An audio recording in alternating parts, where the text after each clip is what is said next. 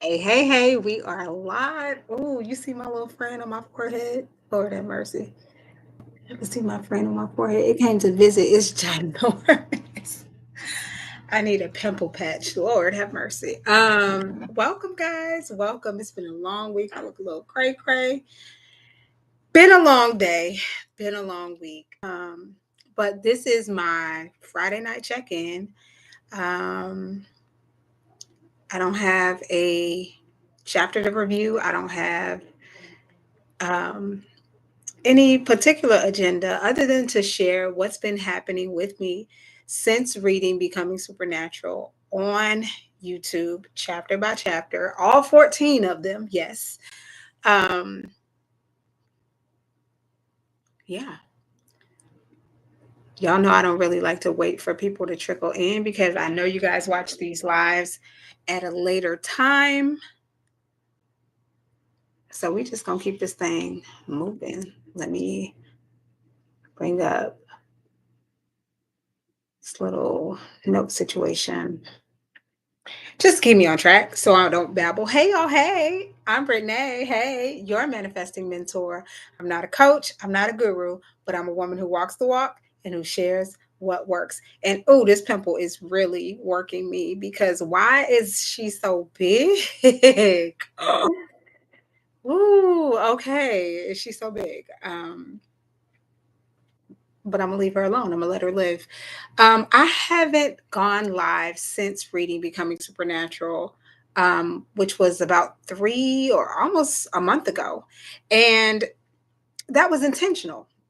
It was very much intentional because I needed to live it myself, um, to embody it, to feel it, to feel what's next. I'm sorry, to feel what this next season is all about and what it really looks like, not just for me, but for us, since we're on this Becoming Supernatural journey.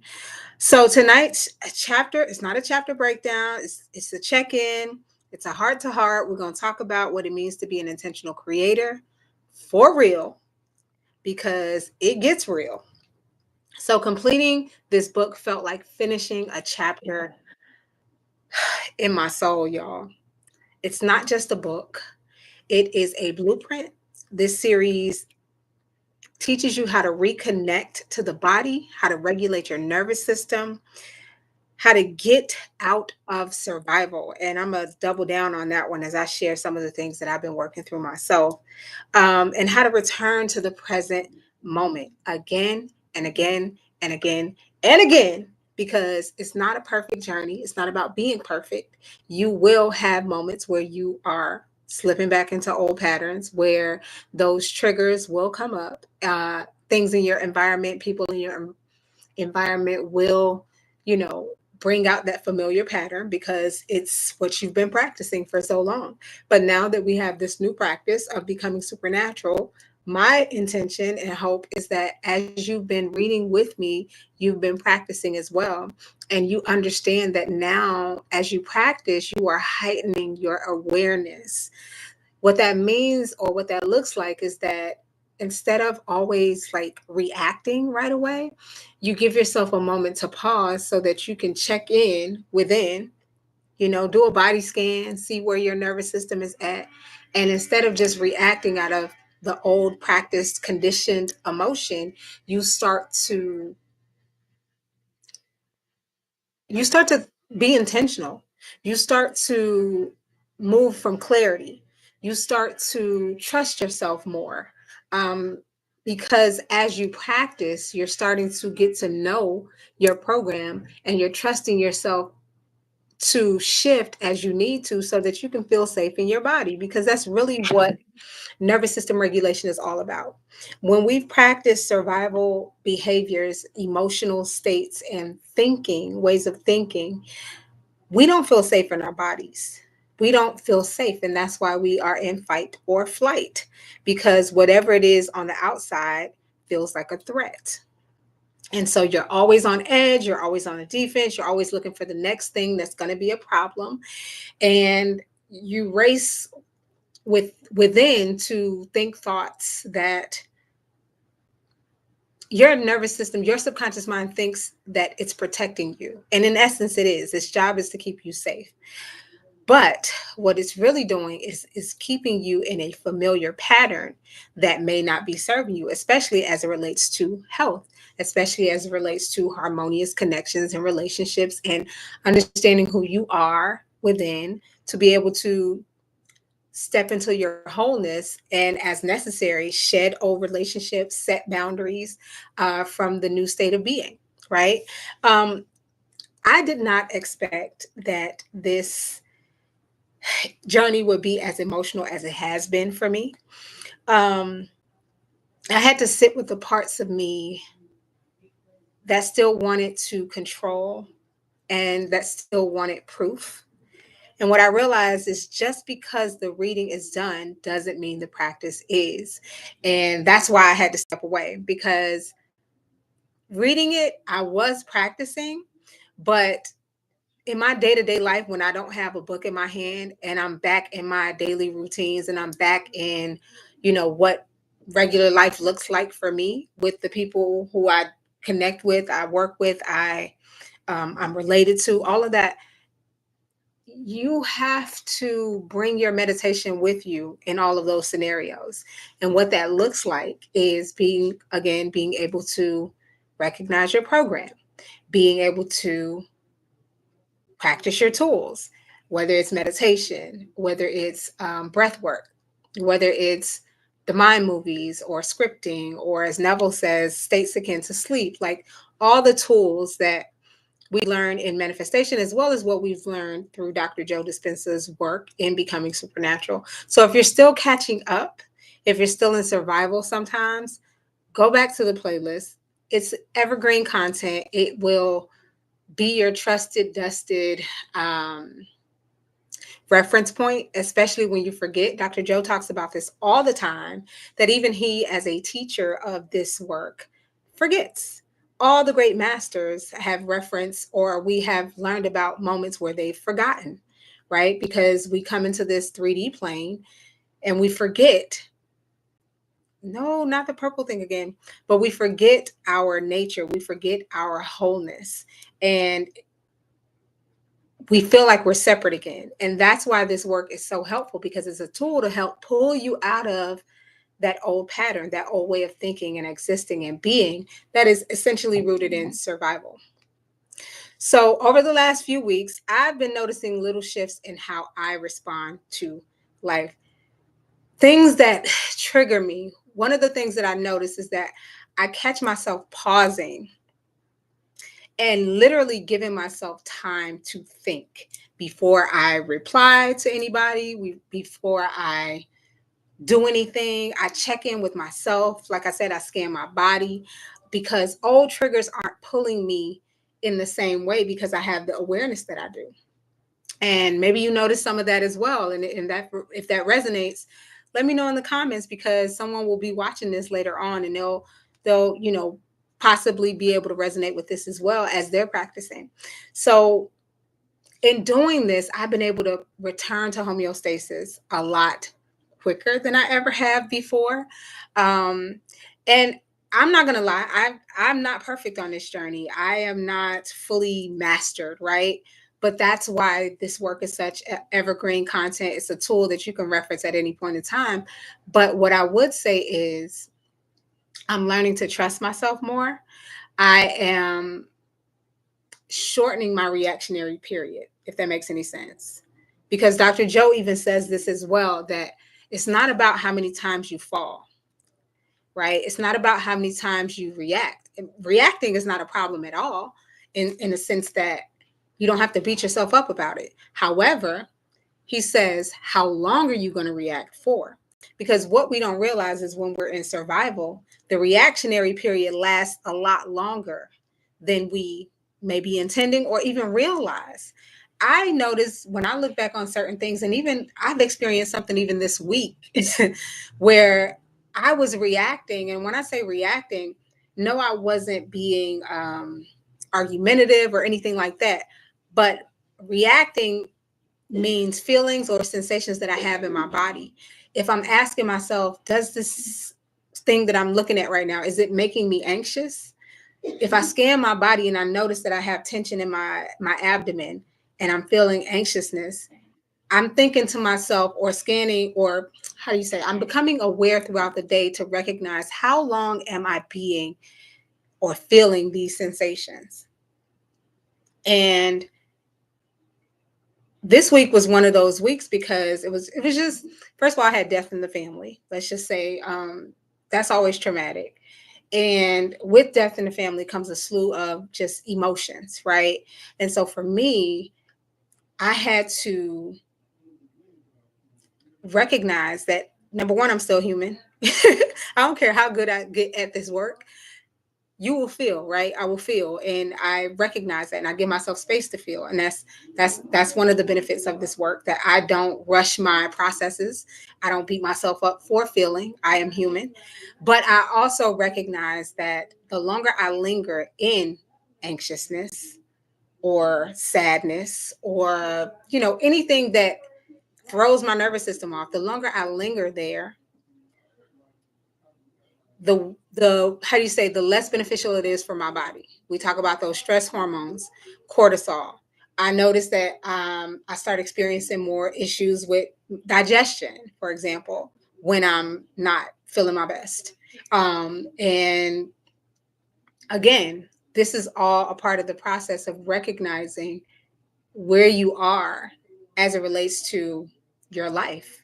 How are you responding, either the same or differently, right? And if you're responding the same, how long are you responding the same way, right? Are you able to catch yourself in the middle of a pattern that you are used to, that you no longer want to practice? Are you able to recognize when you're being that version of yourself, and then pull yourself out of that pattern by being aware and choosing who you want to be instead, choosing how you want to respond instead, choosing what action you want to take from this intentional space? And so that's been a part of the journey. What else? I will say that I'm getting more comfortable in my skin. I feel more whole than I ever have.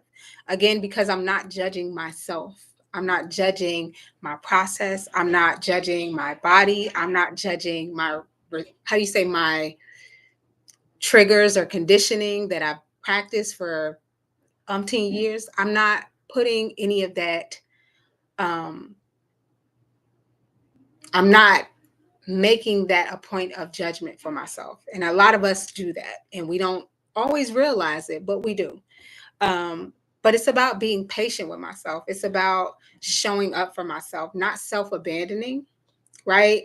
And what that looks like, a lot of people don't realize what self abandoning is. Self abandoning is when you care more about what people think about you, um, than you do about how you actually feel about something. And that can show up in the most subtle ways. A lot of people on the surface, if I explain that, they'd be like, oh, I never do that. I care about what I think more than I care about what other people think. Yeah, and maybe in certain scenarios, you just never know. So for me, that was something I had to recognize, that like, I don't have to abandon myself for the sake of what others might think about me, because I know who I am, right? And even in my flaws, right? I am whole. I am perfect. I am complete. I am unique. You know what I mean? I have good intentions. And am I do I always get it right? No. But even that is okay, because you can't grow if you don't make mistakes and then learn from those mistakes. That's what wisdom is, right? Dr. Joe says all the time that when you can tell the story without the emotional charge, that's called wisdom. So if I could find myself aware and say, hey, I did that thing I no longer want to do, and I could pull myself out of that program, and I can shift and not judge myself for it. And then I could talk about it without the emotional charge, because I'm not judging myself for it. That's called wisdom. And that's what we came here to get. Earth is school. It's a big classroom, and every experience is literally wisdom for your journey. One of the other things that I've been intentional about as I've been shifting through my own processes is wanting to feel more, not even wanting, being intentional about creating moments of joy, letting joy lead, letting beauty be my inspiration, letting stillness teach, right? I'm not grasping for every moment of stillness as if I got to fill it with words or I got to fill it with a response or fill it with action. Sometimes silence is the gift. Sometimes silence is the answer. It is the manifestation because it's not always the tangibles, right? In the silence, in the stillness, we are lingering in what Dr. Joe Dispenza calls the unknown. And that's what we are trusting ourselves to become more and more comfortable with as we release survival coping mechanisms that we practice, right? Um, and in lingering in the unknown, sometimes I have to check in with myself and realize maybe I don't need to take action right now. Maybe just being still is enough. Maybe I don't need to fill the air with a response or an answer. Sometimes I could just let the silence simmer a little bit. And that's when the most beautiful ideas will come through. Or that's when, maybe if I'm communicating with someone, that's when, divine intervention will step in and give them the right answer or the best solution for the greater good of all, right? The harmonious, how do you say the most harmonious solution for the interaction, right? It reminded me of a video that I wanted to share, or I actually shared it second time. Yeah, I shared it the other day, and then I did a post right before I went live yesterday. But it was talking about make manifestation or manifesting fun again, and I want to shift into that season because once you get to a point where you are practicing mastering the self, mastering your old emotions, mastering your old behaviors, mastering the old man, right? And shifting into alignment with your chosen way of being, embodying that version of yourself every single day, you know, that becomes the new program that overwrites the old program and that becomes your new default. But it requires maintenance, right? So you still have to continue to show up. But in that, you start to trust yourself. You start to trust the processes of life. And things aren't so heavy because I feel like when I made the video, Make Manifesting Fun Again, I feel like it's when we start to run up against resistance, when we start to recognize that, through teachings like law of assumption, that we are in essence influencing not just the good manifestations, but also the not so good manifestations in our experience, it stops being as fun. And I wanted to get back to that.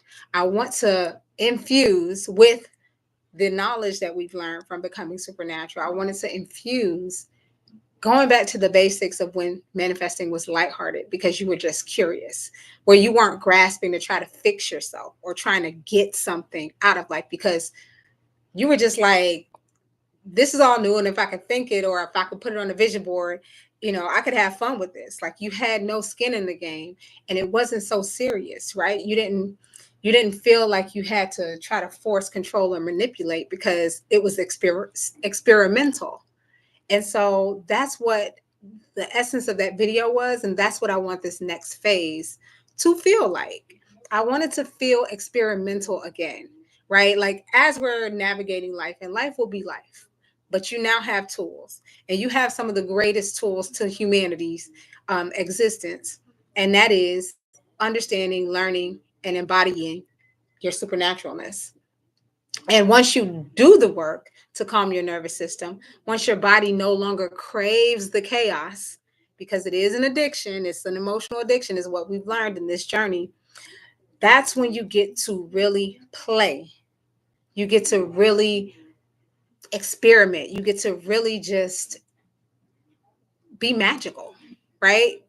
That's what inspired the Intentional Creation series. Yes, I do have a name for it. It's called the Intentional Creation series. And I have every intention to drop consistent video at least once a week. And we're going to start there. At least once a week. Because by the way, my Becoming Supernatural series, when I did that, I was dropping like I was dropping like 4 to 5 videos a week. And I'm really proud of myself for getting used to that schedule. But it's not that sustainable when I'm actually when I got the life that I have right now. The life that I have right now is I don't have full-time content creation life at the moment, but I can definitely dedicate myself to a quality video, sit down, think piece, and then I could also dedicate myself to going live. I was doing twice a week. I could definitely go live once a week. But again, making it a dedicated live and sharing my shorts like I always do, the mini lessons, I like to call them. But I'm shifting into this new series that's not just about reading wisdom, it's about living it, which is what we've been doing. It's called the Intentional Creation series, and it's all about moving out of survival and into creative joy. Each post, each video will center around real life reflections, like usual, embodiment and applied spiritual wisdom from all my favorites. Of course, Dr. Joe, because we reference Becoming Supernatural a lot over here. Neville Goddard, because he's the GOAT. Abraham Hicks, Reverend Ike, and a little sprinkle of a few others that I like, but most importantly, my own personal walk. And I'll also be referencing my intentional creation course, which I created as a ground level toolkit for people to really hone their manifestation journey. I like that. We're going to use the word hone. Yeah. And of course, if you haven't already, grab my vision book journal. It's the perfect manifestation tool that is a great acquaintance for this journey. Whether you're reading my Becoming Supernatural series, you are in my intentional creation course, or you just want a tool that can help you script and aligned with the visions of your life in the areas that matter most. That link is in my video description as well as on my YouTube channel.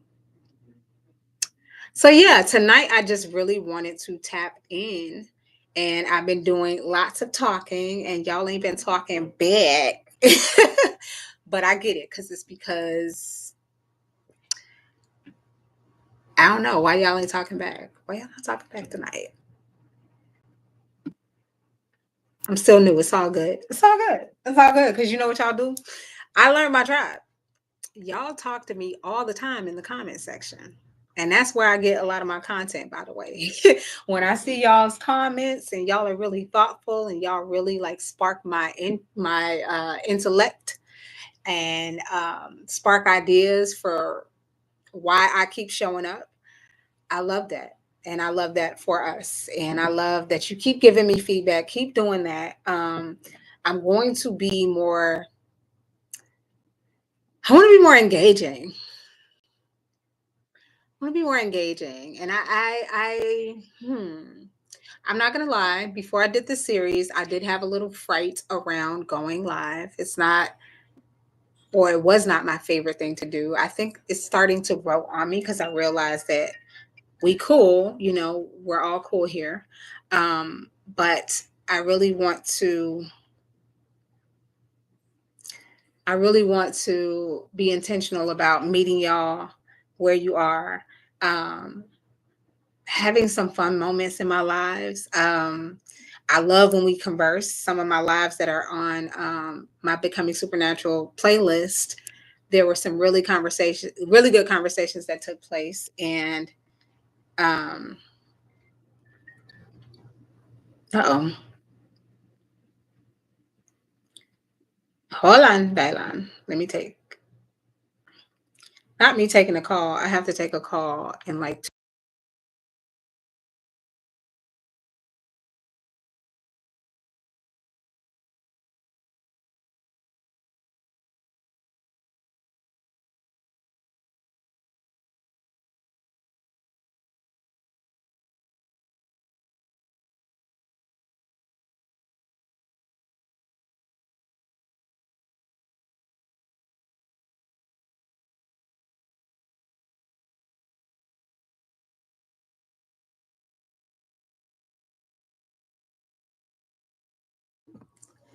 Thanks for your patience. But yes, I won't hold this live any longer. I'm probably going to clip this part out if I'm honest. But tonight, I just want to say that wherever you are in this journey, it is perfectly okay. You are perfectly in the right place for whatever your divine journey is. Like I said, if this work found you, it's because the divine wanted you to have it, wanted you to be supernatural and to recognize your natural abilities. Whether you're still rewatching Becoming Supernatural or you're ready to leap into this next phase, please trust your pace. Trust it. And I'm telling you this as I'm telling myself this because I know that it does get testy, right? And you may not understand everything that transpires, but I have tagged some wonderful, amazing, inspiring videos on a second playlist on my channel. I really highly recommend you to watch it because not only does it have testimonials from Dr. Joe's work, but it has some really interesting creators who have different takes on this work as well.